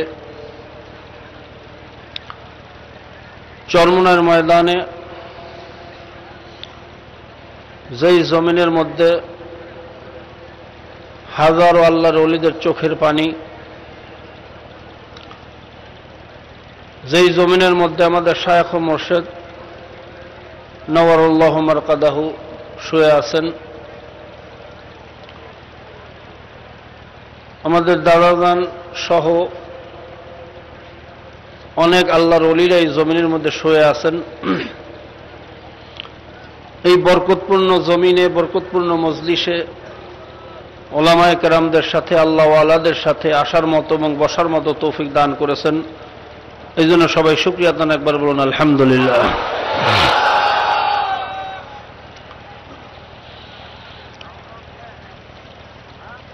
বয়ান আসলে হয়ে গেছে, অতিরিক্ত কোনো জিনিস ভালো না। যেই পরিমাণ বয়ান আজকে হয়েছে, যে সমস্ত হাস্তিরা বুজুর্গানে দিন আজকে এখানে আলোচনা করেছেন, এরপরে আসলে আলোচনা করাটা আমি শোভনীয় মনে করি না। দেওবন্দের হযরত যে আলোচনা করেছেন, মাগরিবের পরে নায়েবে আমিরুল মুজাহিদিন পীরে কামেল হযরত মুফতি সাহেব হুজুর দামাত বরকাতুহুম যে আলোচনা করেছেন, আরো যে ওলামায়ে কেরাম আলোচনা করেছেন, এরপরেও আর আলোচনার প্রয়োজন নাই, কথা ঠিক না? তারপরেও যেহেতু মুরব্বীদের নির্দেশ, দোয়ার উদ্দেশ্যে দুই একটা কথা। আসলে বয়ান আমরা সবাই জানি, কিন্তু মানি না। সুদ খাওয়া হারাম, ঘুষ খাওয়া হারাম, পরের মাল ঠগাইয়ে খাওয়া হারাম, বেপরদা হওয়া হারাম, মিথ্যা বলা হারাম, পরের আইল ঠেললে খাওয়া হারাম, মাপে কম দেওয়া হারাম, খাদ্যে ভেজাল দেওয়া হারাম। এগুলো জানেন না এরকম একজন মানুষ এখানে আছেন? কথা বলেন, কি সবাই জানেন না? 7 বছরের বাচ্চারাও এগুলো সবাই জানে। নামাজ পড়া ফরজ, রোজা রাখা ফরজ, ধনীদের জন্য হজ যাকাত আদায় করা ফরজ, হালাল রিজিক তালাশ করা ফরজ, পর্দা বশিদা মানিয়া চলা ফরজ, এগুলাও জানে না এরকম কোন লোক বাংলার জমিনে কোন বালেগ মানুষ তালাশ করে পাওয়া যাবে না, সবাই জানে। বয়ান আসলে আমরা সবাই জানি, কিন্তু মূল সমস্যা হলো মানি না। সমস্যা কোথায়? আর আসল কামিয়াবি কিন্তু মানার মধ্যে, জানার মধ্যে কোনো কামিয়াবি নেই। যদি জানার মধ্যেই কামিয়াবি হইতো তাহলে তো ইবলিস ছিল সবচেয়ে বড় জাননেওয়ালা। কি কথা ঠিক না? এই দুনিয়ার মধ্যে যত কিতাব নাজিল হয়েছে, আসমানি যত কিতাব, যত সহিফা, যত মাসায়েব, এই সমস্ত কিতাবের এলেম কিন্তু ইবলিস জানতো। আমরা যারা বড় আলেম দাবি করি, হয়তো সিয়াসাত্তার দিক থেকে এলেম অর্জন করছি, বালাগাত ফাসাহাতের এলেম নাই। বালাগাত ফাসাহাতের দিক থেকে এলেম আছে, নাহু সরফের এলেম নাই। একদিক থেকে না একদিক থেকে দুর্বলতা আছি, কথা ঠিক না?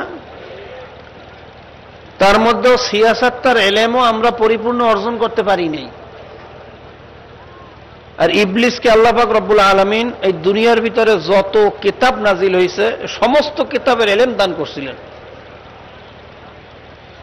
এত বড় জাননেওয়ালা হওয়ার পরেও সে কামিয়াব হইতে পারে নাই, চিরতরে জাহান্নামী হয়ে গেছে।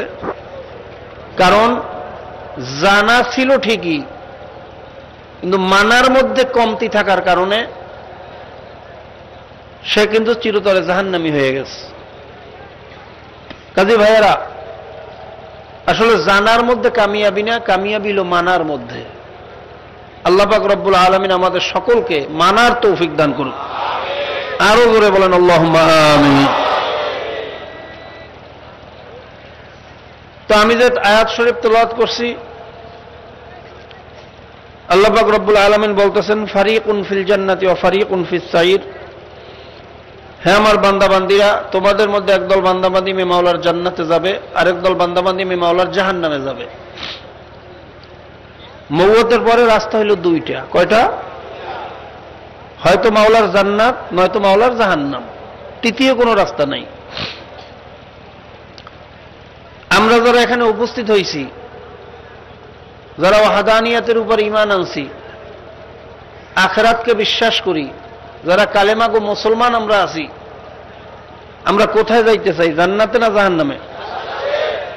জাহান্নামে কেউ যাইতে চাই? সবাই তো জান্নাতে যাইতে চাই, কথা ঠিক না? জান্নাতে কারা যাবে? এদেশের যত এমপি, মন্ত্রী, মুফতি, মুহাদ্দিস, পীর সাহেব, মুফতি সাহেব, মাওলানা সাহেব, এরা সব জান্নাতে যাবে, এ কথা আল্লাহ কোথাও বলছেন? আল্লাহ পাক কি বলছেন? ইন্নাল্লাযীনা আমানু ওয়া আমিলুস সালিহাতি কানাত লাহুম জান্নাতুল ফিরদাউসি নুজুলা। আমার দরবারে কে আলেম, কে পীর, কে মুফতি, কে মুহাদ্দিস, কে দেশের বাদশা, কে রাস্তার ফকির, এর কোনো পরিচয় নাই। আমার দরবারে পরিচয় হলো মাত্র দুইটা। যারা ঈমান আনার পরে আমলে সলে করিয়া আমার কাছে আসতে পারবে, আমি মাওলা তাদেরকে জান্নাতুল ফিরদাউস দান করব। জোরে বলেন সুবহানাল্লাহ। আল্লাহ পাক রব্বুল আলামিনের দরবারে কে মুফতি, কে মুহাদ্দিস, কে পীর, কে মুরিদ, কে রাস্তার ফকির, কে দেশের বাদশা, এর কোনো পরিচয় নেই। পরিচয় হলো মাত্র দুইটা, ঈমানদার এবং নেককার। মুখস্থ করেন, ঈমানদার, প্রথম ঈমান আনতে হবে, তারপরে নেক কাজ করতে হবে, ভালো কাজ করতে হইবে, কথা ঠিক না?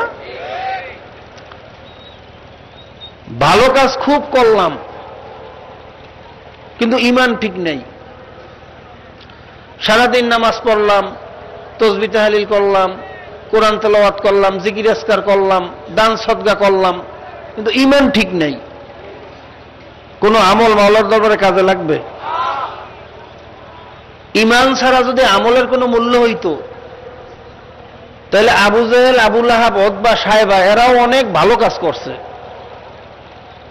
মানুষের দান সদকা করছে, মানুষের বিপদ আপদে সহযোগিতা করছে, স্ত্রী পুত্র হক আদায় করছে, তাদেরকে তাদের খরচপাতি চালাইছে, এগুলো কি ভালো কাজ না খারাপ কাজ? কতক্ষণ এই ভালো কাজের বিনিময়ে আল্লাহর দরবারে তারা কিছু পাইবে? কারণটা কি? কথা ভালো করে বুঝছেন? কারণ কি? পরীক্ষার পেপারে খুব লেখলাম, একেবারে 50 পৃষ্ঠা লিখে ফেলাইছি, কিন্তু স্কুলে ভর্তি হই নেই। কি হই নেই? আচ্ছা, পেপারে যত লেখেন কি পরিমাণে মার্ক পাওয়া যাইবে?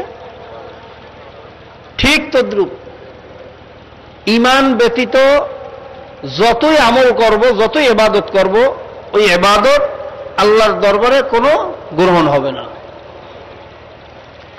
তাহলে আমাদের প্রথম কাজ হইল ঈমান ঠিক করা। কি ঠিক করা? ঈমান এমন একটা পাত্র, যেমন আপনি মাছ ধরতে গেছেন,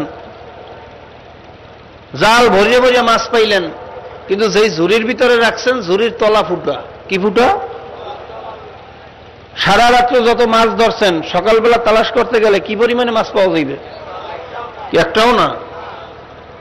আর মাছ ধরতে গেছেন, মোটে পাওয়া যায় না, 10 খাওয়া পরে একটা মাছ পাওয়া যায়। সারা রাত্র জাল মারিয়ে মাত্র কয়েকটা মাছ পাইলেন। আল্লাহর ফজলে যেই ঝুড়ির ভিতরে রাখছেন ঝুড়ির তলা ঠিক আছে। কি ঠিক আছে? সকালবেলা তালাশ করতে গেলে মাছ পাওয়া যাবে না? যাবে না? ঠিক তদ্রূপ যাদের ঈমানের তলা ঠিক আছে, সামান্য আমল করছেন, আল্লাহর ফজলে জমা হয়ে গেছে। আর যদি ঈমানের তলা ফুটে হয়, ঈমান যদি ভাঙ্গাচুরা হয়, মসজিদে ঢুকে তাকবীর দিলেন আল্লাহু আকবার, আল্লাহ বড়, আর জমিনে নেমে স্লোগান দিলেন জনগণ বড়, মসজিদে বসে ঘোষণা দিলেন ইনিল হুকমু ইল্লা লিল্লাহ, আল্লাহর জমিনে আল্লাহর আইন চলবে, আর জমিনে নেমে বললেন government by the people, of the people, for the people, সমস্ত আইন দেওয়ার মালিক জনগণ, ক্ষমতার মালিক জনগণ, সার্বভৌমত্বের মালিক জনগণ, এক কথায় সমস্ত ক্ষমতার মালিক জনগণ। ঈমানের তলা ঠিক আছে? কতক্ষণ? এই তলা ফুটা মার্কা ঈমানের মধ্যে যত আমল জমা করব, কোন আমল জমা হবে? জোরে বলেন, হবে? তাহলে প্রথমত আমাদের কাজ ঈমান ঠিক করতে হইবে। কথা ঠিক না? এবার আসেন, ঈমান কি জিনিস? সময় যেহেতু কম, সংক্ষিপ্তভাবে বলে যাইতেছি। আল আকল তাকফিল ইশারা, আকলমানদের জন্য ইশারাই যথেষ্ট। কথা ঠিক না? ঈমানের ৭৭টা শাখা। কয়টা? অনেক লম্বা বহস। মৌলিকভাবে 3 জিনিসের নাম হইল ঈমান। কয় জিনিস? মুখস্থ করেন, এগুলো আকীদার কথা, মুখস্থ থাকতে হইবে। কয় জিনিস? ইকরার বিল লিসান, তাসদিক বিল জানান, আমাল বিল আরকান। মুখে স্বীকার করা লা ইলাহা ইল্লাল্লাহু মুহাম্মাদুর রাসূলুল্লাহ, এই কালেমাটাকে অন্তরে অন্তরস্থল থেকে বিশ্বাস করা, এবং কাজে কর্মে আমলে না উল্টো করা। কথা কর। বর্তমান জমানায় অনেকের দেখা যায় জবান দিয়ে কালেমা পড়ে ঠিকই, অনেকের অন্তরেও বিশ্বাস আছে, কিন্তু কাজে কর্মে করে কি? যারা আজানকে বেশ্যার আওয়াজের সাথে তুলনা করে, মুহাম্মদ আরবি সাল্লাল্লাহু আলাইহি ওয়াসাল্লামকে সন্ত্রাসী বললে গালি দেয়, যারা স্লোগান দেয় দেহ আমার, সিদ্ধান্ত আমার, আমার দেহ আমি দেব, যারে খুশি তারে দেব, তাতে তোমার কি? তাদের আদর্শ বাস্তবায়নের জন্য চেষ্টা করে, তাদের পিছনে জীবনটারে শেষ করে। তাহলে মুখের কথা আর অন্তরের বিশ্বাসের সাথে কাজের কোনো বাইরে মিল হইল? 3 জিনিসের সমন্বয় হইতে হবে। শুধু জবানে স্বীকার করলে আর অন্তরে বিশ্বাস করলে ঈমানদার হয় না। তাই যদি হইতো তাহলে আবু জাহেল ঈমানদার। আবু জাহেল তো অন্তর দিয়ে বিশ্বাস করতো যে আল্লাহ রাসূল সত্য নবী, এ বিশ্বাস করতো না? ঘটনা জানেন, আমি প্রায়ই বলি। একবার আবু জাহেলকে তার এক দোস্ত ঘরের ভিতরে দরজা বন্ধ করে জিজ্ঞেস করে, দোস্ত তোমার কাছে একটা কথা জিজ্ঞেস করবো, সত্য কথা বলবা? তখন জিজ্ঞেস করে, উত্তর দিল যে হ্যাঁ দোস্ত, তুমি তো আমার ছোটবেলার বন্ধু, তোমার কাছে মিথ্যা বলার কি আছে, যা জিজ্ঞেস করবো সবই সত্য বলবো। তখন জিজ্ঞেস করে, দোস্ত এই যে আব্দুল্লাহর ছেলে মুহাম্মদ, সবাই বলেন সাল্লাল্লাহু আলাইহি ওয়াসাল্লাম, সে যে কোরআনুল কারীমের কথা বলতেছে, ওয়াহদানিয়তের কথা বলে, নবুয়তি দাবি করে, এ ব্যাপারে তোমার কি মত? সে কি সত্য বলতেছে না মিথ্যা বলতেছে? তখন আবু জাহেল বলে, দোস্ত তোমার কাছে তো আর মিথ্যা বলার কিছু নাই, এই মুহাম্মদকে তো ছোটবেলা থেকেই আমরা চিনি, সেই ছোটবেলা থেকে নিয়ে আজ পর্যন্ত তার থেকে একটা মিথ্যা কথা বলার কোনো প্রমাণ নেই। তাকে সাদিক, সুদুক, আল আমিন, বিশ্বাসী, বন্ধু, এই যত ভালো ভালো উপাধি আছে, এই উপাধিগুলো আমরা কাফেররা দিছি, কোনো মুসলমানে দেয় নাই। সে যে কোরআনুল কারীমের কথা বলতেছে, আমি অনেক চিন্তা করিয়া দেখছি, এই বিশ্ববিখ্যাত সাহিত্য, উম্মি মুহাম্মদ তো দূরের কথা, সে তো নিজের নামে নিজে লিখতে জানে না, তার তো কোনো আক্ষরিক জ্ঞান নাই, সে তো কোথাও পড়ালেখা শেখে নাই। এরকম সাহিত্য, এরকম কেতাব, মুহাম্মদ তো দূরের কথা, সারা দুনিয়ার মানুষ একত্রিত হইয়াও এরকম কেতাব মানুষের দ্বারা লেখা সম্ভব না। এটা নিশ্চয়ই আসমানি কেতাব, তাতে কোনো সন্দেহ না। আর সে যে নবুয়তি দাবি করে, সে যে সত্য নবী, এটা তো তার মুজিজা দিয়েই প্রমাণ হয়ে গেছে। সে যে মুজিজাগুলো দেখাইছে, এটা কোনো মানুষের দ্বারা সম্ভব না। এই কথা বলার পরে তার দোস্তে জিজ্ঞেস করে, দোস্ত তুমি যেই কথাগুলো আমার কাছে গোপনে স্বীকার করলা, এই কথাগুলো প্রকাশ্যে মানুষের সামনে, হাটে ঘাটে বাজারে কেন স্বীকার করো না? তখন এই কপাল পরা উত্তর দেয়, দোস্ত এই কথা যদি আমি সবার কাছে বলি আর স্বীকার করি, তাহলে মক্কার কাফেররা আমাকে যে কাফেরদের সভাপতি বানাইছে, সব যে আমার দলে বলে চলে, তাহলে আমার এই দল বল কিছু থাকবে, সব দিয়ে মুহাম্মাদের দলে যাইবে। জোরে কর নাউজুবিল্লাহ। এবার বিচার করেন তো, আবু জাহেলের ভিতরে বিশ্বাস ছিল না ছিল না? জোরে কন। জবান থেকেও স্বীকার করছে না করে নাই? আজীবন আল্লাহর হাবিবের পক্ষে করছে না বিরুদ্ধে করছে? কিসের মহব্বতে করলো? কতক্ষণ? দলের মহব্বত, ক্ষমতার মহব্বত, নেতৃত্বের মহব্বত। কি কথা ঠিক না? ঠিক তদ্রূপ বর্তমান জমানায়ও এরকম আবু জাহেল মার্কা একদল মুসলমান আছে না নাই? জবানে স্বীকার করে, অন্তরেও বিশ্বাস আছে, কিন্তু কাজে কর্মে করে কি?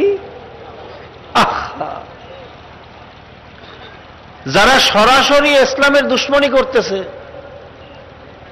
যারা সেকুলারিজম, ধর্মনিরপেক্ষতাবাদ এই দেশে বাস্তবায়ন করতে চায়, যারা জেনাকে বলে তোমার কোনো চিন্তা নাই, তোমাকে বেহেশতে না পৌঁছানো পর্যন্ত তোমার সঙ্গ থেকে আমি যাব না, তোমার কোনো চিন্তা নাই, তোমার কোনো ভয় নাই। ভাই ভাই বাবা, হাজার হাজার বছরের জিন্দেগানি শেষ হইয়া যখন কিয়ামতের ময়দানে উঠবে, বেহেশতি বান্দাবান্দি, অনেক আল্লাহর বান্দাবান্দি কিয়ামতের ময়দানে ওঠার পরে কোথায় জান্নাত, কোথায় জাহান্নাম, কোথায় মিজান, কোথায় পুলসিরাত, তার কোনো খবর থাকবে না। শুধু কিয়ামতের ময়দানে আর দৌড়ে বলবে আর বলবে, মাওলা আমার মাওলাই কই, আমার মাওলাই কই, আমার মাওলাই কই। এইভাবে দৌড়াইতে দৌড়াইতে 50,000 বছরের সমান সময় শেষ হয়ে যাইবে। জান্নাতি বান্দা বান্দে চতুর্পাশে মাওলায় নূরের একটা চাদর দিয়া বেষ্টন দিয়া দেবে। নূরুহুম ইয়াসাবাইনা আইদিহিম ওয়া বিআইমানিহিম, চতুর্পাশে শুধু নূর আর নূর, নূর আর নূর, সামনে নূর, পিছে নূর, ডাইনে নূর, বামে নূর, নূরের চাদরের ভিতরে দৌড়াদৌড়ি করতে থাকবে। 50,000 বছরের সমান শেষ হয়ে যাওয়ার পর বিদ্যুতের গতিতে কোন কোন আল্লাহর বান্দাবান্দি মাওলার জান্নাতে চলিয়া যাইবে। জান্নাতে ঢোকার পরে জান্নাতের সৌন্দর্যতা দেখার পরে আরো আশ্চর্য হইয়া বলবে, মাবুদ রে, তুমি কেমন জান্নাত বানাইয়া রাখছো, এ কেমন সুন্দর, কেমনে তুমি সাজাইছো, তুমি বুঝি আরো কত সুন্দর। আল্লাহ বেহেশতি বান্দাবান্দীদেরকে বেহেশতি হুরগেলমানেরা ইস্তেকবাল করিয়া মেহমান হিসেবে গ্রহণ করিয়া নেবে, জান্নাতের নাজ নেমাত গুলা ভোগ করতে থাকবে। আল্লাহ বেহেশতের ভিতরে সাজরায় তুবা নামক একটা বৃক্ষ হবে। যখন বেহেশতের ভিতরে ঠান্ডা একটা হাওয়া প্রবাহিত হওয়া শুরু হইয়া যাইবে, ওই সাজরায় তুবা গাছের একটা ঠালের সাথে আর একটা ঠালে যখন বাড়ি লাগবে, একটা পাতার সাথে আর একটা পাতা বাড়ি লাগার পরে করুণ সাউন্ড আওয়াজ বাহির হওয়া শুরু হইবে। এমন করুণ সুর, ওই সুর কানে যাওয়ার পরে সমস্ত হুর গেলমানেরা মাতালের মতো হইয়া নৃত্য পরিবেশন শুরু করিয়া দেবে। ভাইরা, হুর গেলমানেরা অঙ্গভঙ্গির মাধ্যমে নাচতে থাকবে আর গাইতে থাকবে, নাহনুল খালিদাতু ফালা নাবিদু, নাহনুল খালিদাতু ফালা নাবিদু, নাহনুর রাজিয়াতু ফালা নাবাসু। এইভাবে নাচতে থাকবে আর গাইতে থাকবে। হঠাৎ একটা গাইবি সালামের আওয়াজ, কে যেন ডাক দিয়া বলতেছে, আসসালামু আলাইকুম ইয়া ইবাদি। ওই সালামের আওয়াজ শোনার পরে বেহেশতি বান্দাবান্দি ভাইরা সব নাজ নেমাত ভুলিয়া ওই সালামের আওয়াজের দিকে আকৃষ্ট হইয়া চতুর্দিকে তালাশ করা শুরু করবে, কে এত সুন্দর জবানে সালাম দিল। এই সালাম আর কারো সালাম না, এই সালাম নিশ্চয়ই আমার মাওলার সালাম। চতুর্দিকে মালিকের তালাশ করা শুরু করিয়া দেবে, মালিকের তালাশ করিয়া আর পাইবে না। আল্লাহ পাক রব্বুল আলামিন দেখা দেবে না, জিজ্ঞাসা করবেন, হাল ওয়াজাদতুম মা ওয়াদাকুম ইয়া ইবাদি, হে বান্দাবান্দিরা, তোদের সাথে আমি যা কিছু ওয়াদা করছিলাম সব তোরা পাইছো নাকি? একদল বান্দাবান্দি বলবে, ওয়াজাদনা মা ওয়াদানা ইয়া রব্বানা, মাবুদ তুমি যা কিছু ওয়াদা করছো সব কিছু পাইছি, শুধু পাইছি তাই না, তার চেয়ে বেশিও পাইছি। আরেক দল পাগলের দল বলবে, না মাবুদ এখনো সব ওয়াদা পুরো হয় না। মাবুদ তোমার হাবিব বলছে জান্নাতের ভিতরে সবচেয়ে মজার হইবে তোমার দিদার, তুমি কোথায়? তোমাকে দেখার জন্য আমার মনটা অস্থির হয়ে রয়েছে। তোমারে পাওয়ার জন্য কত মাদ্রাসায় দৌড়াইছি, মসজিদে দৌড়াইছি, কত সরমনাই দৌড়াইছি, কত হালকায় জিকিরে দৌড়াইছি, কত মাসিক ইজতেমায় দৌড়াইছি, কত হারাম হালাল তমিজ করিয়া কষ্ট করিয়া চলছি। বাবু যে তুমি কই, তুমি কই মাওলা, তুমি কই? যখন আল্লাহ পাকের পাগলেরা মাওলাকে দেখার আকাঙ্ক্ষা পেশ করবে, আল্লাহ পাক রব্বুল আলামিনের কুদরতি দরিয়ার ভিতরে জোশ মারিয়া যাইবে, মোহাব্বতের জরিয়ায় মায়ার সুতার ভিতরে টান পড়িয়া যাইবে। আমার মাওলা ফেরেশতাদেরকে ডাক দিয়া বলবে, হে ফেরেশতারা, তাড়াতাড়ি পর্দা উঠা, पर्दा उठा दो, फासला कटा दो, मेरे बंधु के साथ मेरा मुलाकात करा दो। যখন হুকুম হওয়ার সঙ্গে সঙ্গে ৭০,০০০ নূরের পর্দারা কোনা ফাঁক করবে, মাওলা পাকের নূরের তাজাল্লিতে সবাই বেহুশের মতো সেজদায় পড়িয়া যাইবে। আল্লাহ পাক রব্বুল আলামিন এক দেখায় ৪০,০০০ বছরের সমান সময় শেষ করিয়া দেবেন। সেজদার থেকে ওঠার পরে বান্দা বান্দি জিজ্ঞাসা করবে, মাবুদ রে, তোমার হাবিব তো বলছে বেহেশতের ভিতরে তোমাকে দেখবো, সাতারাউনা রব্বাকুম কামা তারাউনাল কমারা ফি লাইলাতুল বদর, যেরকম পূর্ণিমার চন্দ্র দেখার জন্য ভিড়াভিড়ি লাগে না, ঠেলাঠেলি লাগে না, তোমাকে তো ওইরকম আরামের সাথে দেখার কথা ছিল, কিন্তু কি দেখলাম, দেখতে না দেখতে তুমি গায়েব হইয়া গেলা। কেমন দেখার সাথে সাথে কেমন বেহুশের মতো হইয়া গেলাম। আল্লাহ পাক রব্বুল আলামিন বলবেন, হে বান্দা বান্দিরা, ঠিকই বলছো, আমার নূর হইল দুই প্রকার, একটা হইল নূরে জালালি আর একটা হইল নূরে জামালি। একটা হইল গরম নূর আর একটা হইল ঠান্ডা নূর। একটা নূর আমি প্রকাশ করছি সূর্যের মাধ্যমে, আর একটা নূর প্রকাশ করছি চন্দ্রের মাধ্যমে। আমার নূরে জালালি দেখার পরে কারো হুঁশ থাকা সম্ভব না, আমার নূরে জালালি দেখার পরে কারো ঠিক থাকা সম্ভব না। আমি তোদের সাথে নূরে জালালি হইয়া দেখা দিছিলাম, আয় এখন তোদেরকে আমি নূরে জামালি হইয়া দেখা দেব। আয় তোদেরকে আমি মন ভরিয়া দেখা দেব, ঠেলাঠেলি করা লাগবে না, বেহুশ হওয়া লাগবে না, কত দেখতে পারো দেখ, মন ভরিয়া দেখ, মন ভরিয়া দেখ। এই কথা বলিয়া আল্লাহ পাক রব্বুল আলামিন জান্নাতের ভিতরে মাকআদে সিদক নামক একটা জায়গার ভিতরে নিয়ে যাইবেন। ফি মাকআদে সিদকিন ইনদা মালিকিম মুকতাদির। এই মাকআদে সিদক নামক বিরাট একটা জায়গার ভিতরে আল্লাহ পাক বিশাল এক মাহফিলের আয়োজন করবেন। ওই মাহফিলের ভিতরে বিশাল একটা স্টেজ হবে, 1,00,000 নবী রাসূল এই স্টেজে আরোহণ করতে পারবেন। ওই স্টেজের ভিতরে চেয়ার হইবে 2টা, একটা হইবে সভাপতির জন্য আর একটা হইবে প্রধান অতিথির জন্য। সভাপতি হইবে লা ইলাহা ইল্লাল্লাহ, প্রধান অতিথি হইবে মুহাম্মাদুর রাসূলুল্লাহ। আল্লাহ পাক রব্বুল আলামিন নূরে জামালি হইয়া ওই মাহফিলের ভিতরে বান্দা বান্দির সাথে বাইরে দেখা মোলাকাতের ব্যবস্থা করবেন। ওই মাহফিলের ভিতরে আল্লাহ পাক ও বাইরে ঘোষণা করবেন, হে ইসরাফিল